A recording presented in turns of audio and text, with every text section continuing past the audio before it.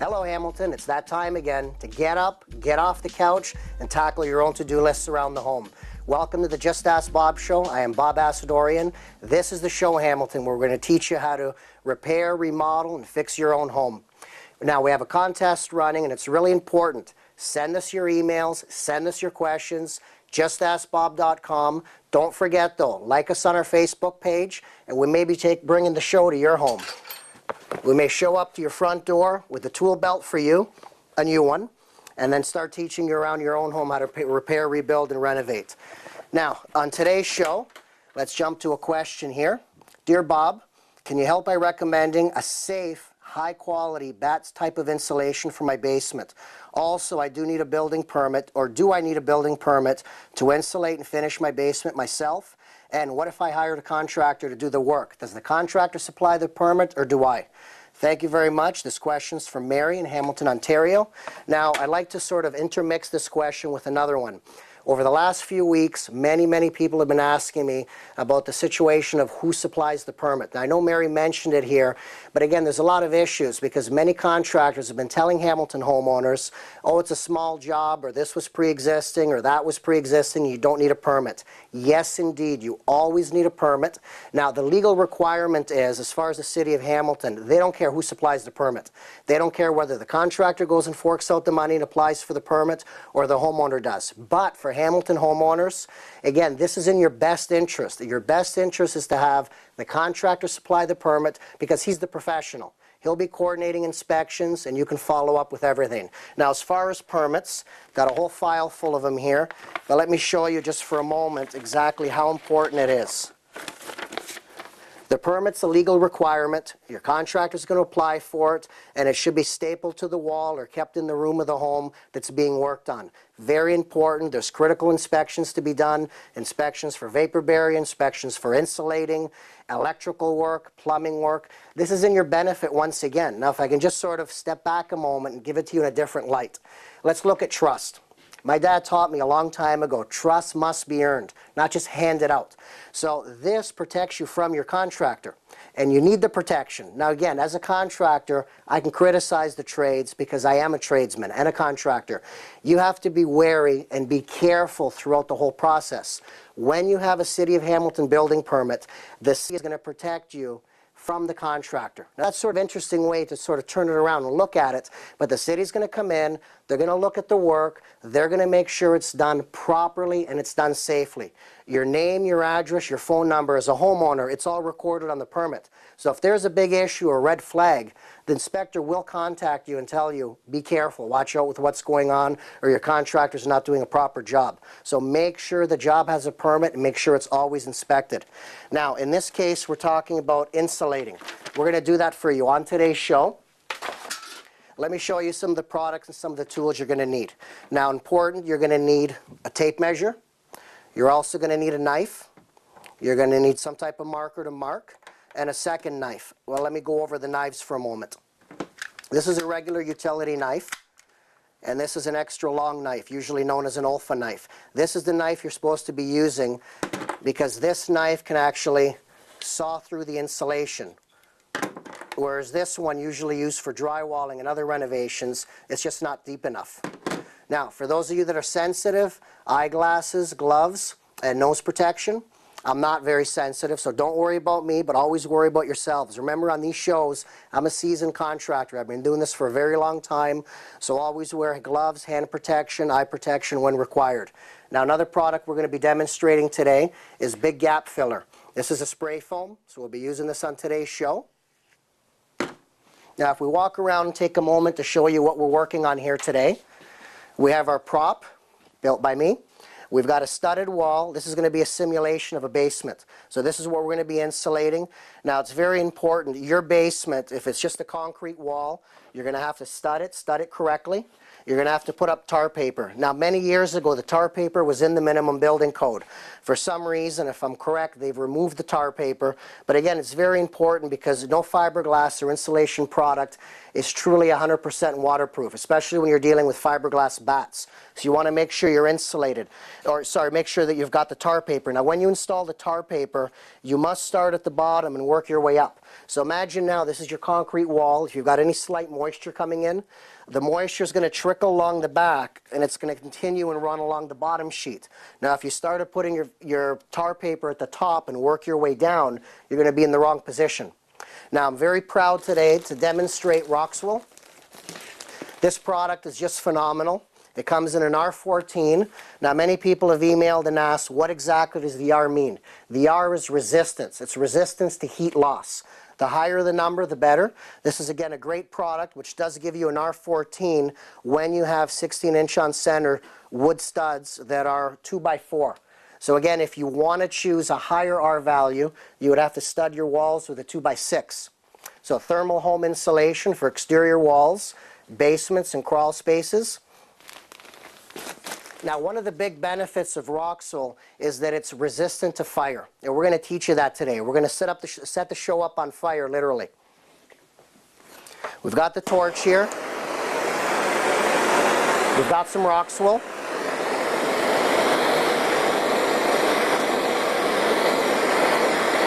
As you can see, it's very, very resistant to lighting up. You want to use the best product you can afford when working on your own home.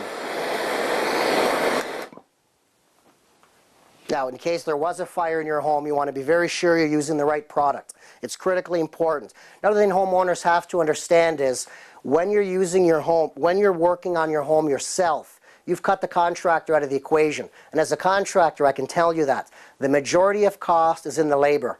More than often, homeowners always assume that it's 50% labor versus 50% materials.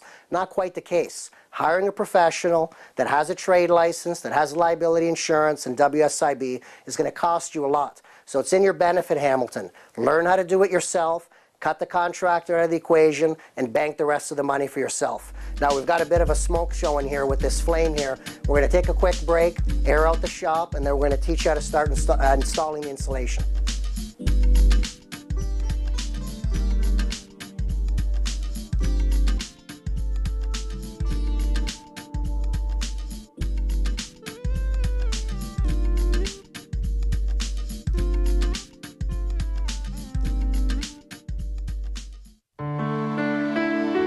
Behind the War Amps logo is a legacy of amputees helping amputees. The War Amputee and the cenotaph represent the heritage of the War Amps. The children represent its future. When we came back from World War II, everything was there for us. We said to ourselves, what happens now when a youngster loses a leg? Who is going to speak for these kids? So we started CHAMP. War amputees, like Cliff Chatterton, have devoted a lifetime of experience to innovative programs that ease the path for child amputees and their families.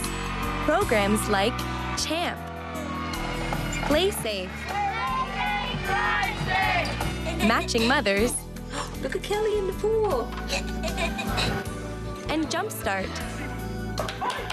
Through CHAMP, the War Amps legacy will continue.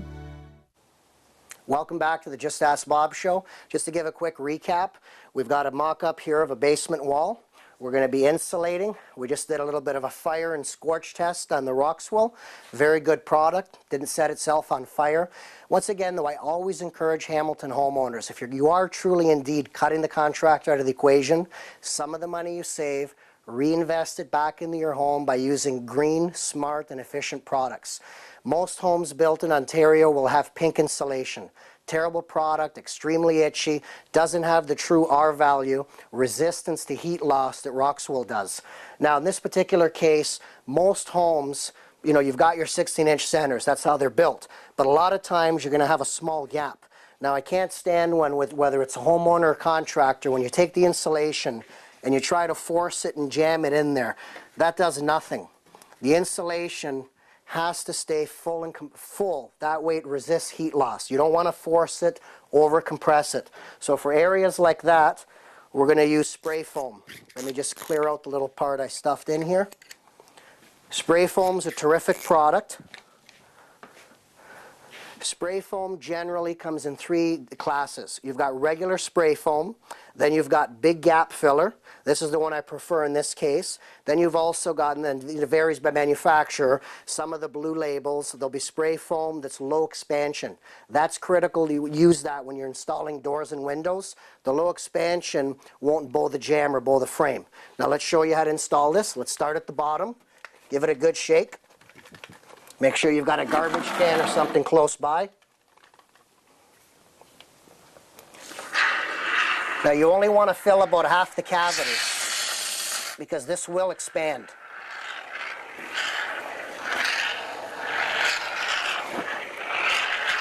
Just a phenomenal product.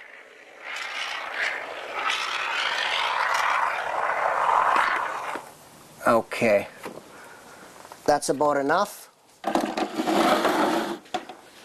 Too many times people will fill it flush with the front, so be prepared. It's all going to ooze out. In this case, this will seal and completely fill the cavity and give you a phenomenal R value. Now, as far as the rock swill, let's cut it open here. Now remember, we talked about the difference. We've got regular knives, which only protrude out about 1 inch. Then we've got the Olfa knife here that protrudes out a lot more, several inches, almost 5 in fact. This is a much better knife to use to cut the rock swill.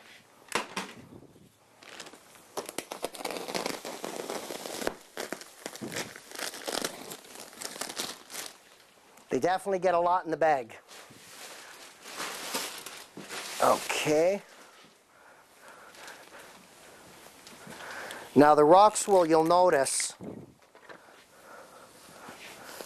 that it's got this side here. So the rock swill will squeeze. It will work nicely. Now, let's start on the right here. As with any insulation product, you don't want to over-compress it. You want to get it nice and snug to the bottom. You want to fluff it out here. You want to avoid that. So you want to get in and pull it out. You want to have nice contact. See, most people don't understand. They think if you can force and squeeze several bats in there, you're going to get a better job. Wrong. The way any fiberglass product works is it needs to have its fluffiness. This is what's going to get you to resist the insulation, resist the heat loss. Okay, grab another one here. Now we're going to have to take a measurement here. Marker works very well. So we're going to hold it up to the top.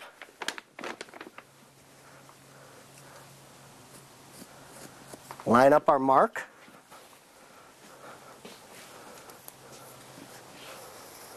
Just draw it by eye there.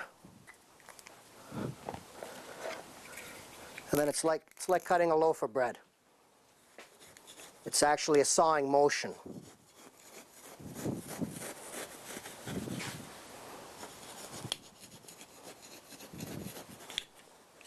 Okay, and then separate it. Start with the top. You want to get in nice and tight.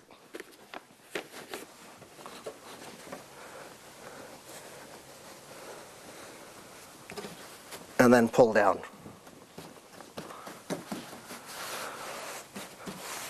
That's how you properly insulate a cavity. We're going to give it one more try here on another one.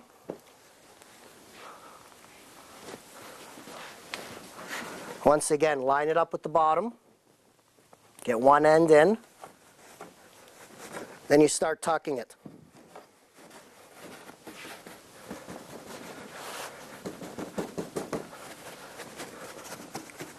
Now, depending on how old your home is or how straight and true the walls are, I mean, this is my prop here, so I made sure I used the level. Everything fits nicely.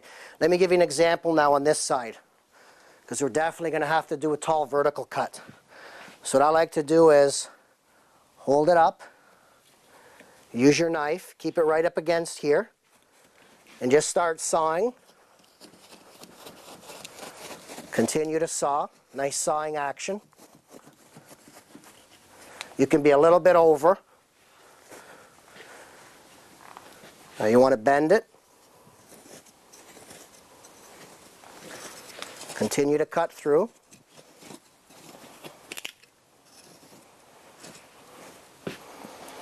Now another thing, while we have this turned over sideways, we'll cut off the bottom piece. You never want to install insulation this way. You're going to get a lot of heat loss. You don't go against the grain. It must be this way. Now we'll start at the bottom again. And you have to play with it, but you have to be careful not to over compress it. You don't want to over compress it.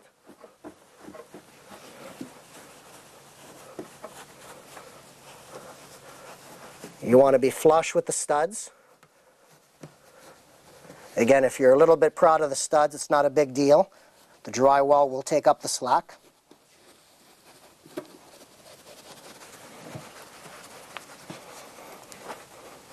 Pretty well, anything less than that, you want to make sure to use the spray foam. Anything less than that. Now again, let's show you on another, well, that's the cut one. We'll grab another full one. Line it up with the top. And if you're good, you can even cut this one in place. Make sure you go right through. And again, push up, tilt it in, stay flush, tilt the other end in, push it all along the top. See, but what you want to resist doing is this. You don't want it pushed in too far. You want to make certain you're flush.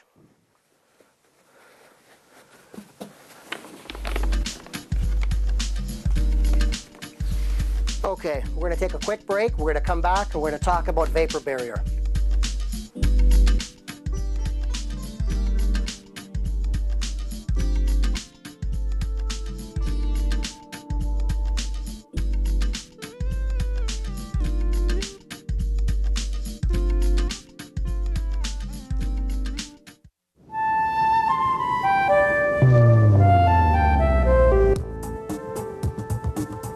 He's big, he's bold, he's a polar bear. And as much as we wouldn't want to run into him face to face, we also wouldn't want to see anything threaten his existence. Hard to believe an animal this big needs our help. But even though the polar bears live far away in the remote Arctic, we are having a negative impact on their lives. Our pollutants travel the oceans and atmosphere and enter their food chain. Plus, climate change is causing the ice they live on to melt earlier each spring. This makes it more difficult for the bears to catch their prey. If you're wondering how you can help, simple things like riding your bike, walking, or taking the bus instead of driving will do a lot for our environment and the polar bears. But that's just a start. If you go to hww.ca, you can learn more about polar bears and find ideas on how to help protect Canada's wildlife. That's hww.ca. Hello, welcome back to the Just Ask Bob show. Now we've just finished off insulating our wall using the fine product, Roxwool. Over here, as you can see, I mean, it's really starting to expand. What we used is the big gap filler. Now I want to tell everybody a little story because a lot of people get in trouble with expanding foam. Expanding foam, you have to understand there's different classifications. Just as it says big gap filler, then depending on the manufacturer, some manufacturers make a blue can and it'll say right on it, low expansion for doors and windows. Now I've had people tell me some pretty crazy stories where they install a brand new window or a pre-hung steel entry door. You know, they shim it, they check it out, everything's fine, they open and close it, it meets perfectly with the weather strip. Then they go and put in big gap filler. A couple hours later they can't get the door open, they've had the frame bowed. So again, be very careful. Read, empower yourself with knowledge. Now we're all sealed up and ready. What we're going to do now in a moment is we're going to drop the vapor barrier, but if I can take a moment now to go back to permits. One of the key reasons you want a permit taken out, especially if it's a contractor doing it, is now in a basement, for example, none of these studs are load bearing. Your foundation's your foundation, that supports your home. These studs are for one reason, to have a cavity to insulate and also cavity to run your wiring and obviously something to hold up the drywall. So the main reason the City of Hamilton sends out an inspector at this stage is to make sure the insulation is proper and to make absolutely certain the vapor barrier is on the warm side out. Now many people put the vapor barrier on the other side. You don't want to do that. On the other side, it's just a moisture barrier. Now, what you have to realize is, behind here, we've got 25 below zero. In here, we've got 15 to 20, a warm zone. Without the vapor barrier, the heat will travel through. It'll take the moisture, the water content with it, and then you're going to have a zone for mold. Lots and lots of mold. So it's very important. Get a permit, do it right, and in the case where it's a contractor you're hiring, the permit's your safeguard. City's going to be inspecting at several critical stages, and they'll stop the job if your contractor's not doing what you've paid him and hired him to do. Okay, let's set that down. Now, let's pull it down from here. Okay, now vapor barrier. Again, building code changes time to time, so this is a Super 6 product. Very important. It's a 6 mil. 10, maybe 15 years ago, they were using a 3 mil, so the 6 means it's a much thicker product. Now, you're going to be using a stapler. Now, again, you don't have to go crazy. This is just to keep it in place. Your drywall is obviously going to hold it. So you want to make sure to get some staples in here. Pull it down each time as you're doing it.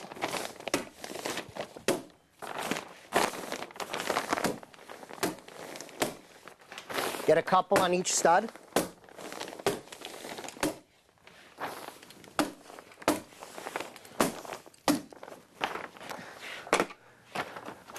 Now, tuck tape, sheathing tape. Now, in this case, again, this is just a studio prop. We don't quite need it here. But depending on your circumstances, depending on where your other walls meet, let's put it this way. Anytime you're turning a wall, you want to have at least a foot overlap. So it's very important. You don't seam this stuff together. Your wall would continue. You have about a foot overlap. And you must use red sheathing tuck tape. Very important. Now, if we can read you an email question that we had come in some time ago. Dear Bob, I've watched you use pink putty on TV before and wanted to ask you if it requires primering when you're using it on the drywall after the first coat of paint and in between the final coat. This is the stuff here. Terrific product. It's by DAP, Dry Tech, Dry Time Indicator, spackling. So this will go on pink and it's going to dry white. That way you know where you've applied it. Now, the reason I love this is exactly for the fact that you do not need primer. Drywall compound, if you're putting on to spackle little screw head or nail holes, you have to reprimer. This is amazing. So the way I do it again is I paint the complete wall, first coat, sand it down with a scuffing pad, and then I look for little marks. There's going to be little things that you miss. A little dot from a screw head. You put on the pink. As soon as it turns white, usually within 10 to 15 minutes, you can very easily from that point sand it down, apply your final coat of paint. So to answer the caller's question, yes indeed, you do not need to primer over top of it. Now, don't forget, Hamilton, this show is interactive. This show is about you. Above and beyond myself as a contractor, and even more importantly, above and beyond Cable 14. This is about Hamilton homeowners. I'm going to get you motivated, get you off the couch, and tackle your own to-do lists around your own home. Now, we're having a Just Ask Bob contest where you can win me in your home to start chipping away and tackling your own to-do list. Find us on Facebook very easily, Just Ask Bob. Enter some of your information, tell us what the problem is, tell us why the work isn't getting done, and then quick submit us also through our website at justaskbob.com. And we're going to do our best to educate you, teach you, show you the right materials and products to use. Thanks so much. We'll catch you next time.